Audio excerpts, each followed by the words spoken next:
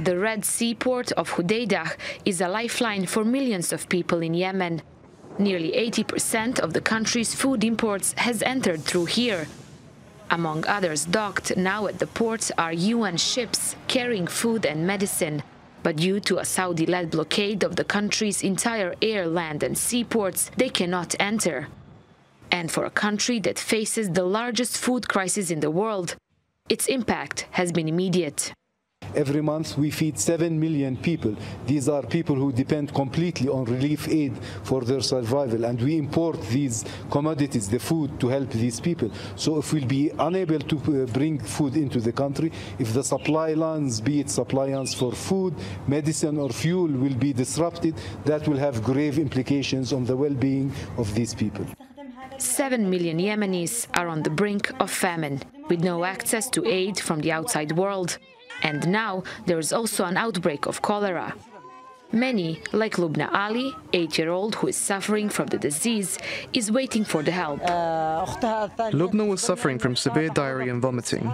I realized that these were symptoms of cholera. I took her to the nearest hospital, but they told us that they did not treat children. Now she is in a tent.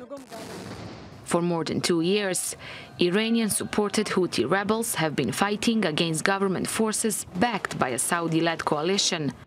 Saudi Arabia says it sealed Yemen's borders to stop the flow of weapons from Iran to the Houthis. It was after the rebels launched a missile at Riyadh's international airport. On Wednesday, the UN Security Council demanded from Saudi Arabia to open all borders into Yemen. It will not be like the famine that we saw in South Sudan earlier in the year, where tens of thousands of people were affected. It will not be like the famine which cost 250,000 people their lives in Somalia in 2011. It will be the largest famine the world has seen for many decades, with millions of victims. Since Monday, all humanitarian aid has been halted, despite Saudi Arabia's assurance that the measure was temporary. And despite the warnings, there was no any reaction from the coalition. Nafisa Latic, TRT World.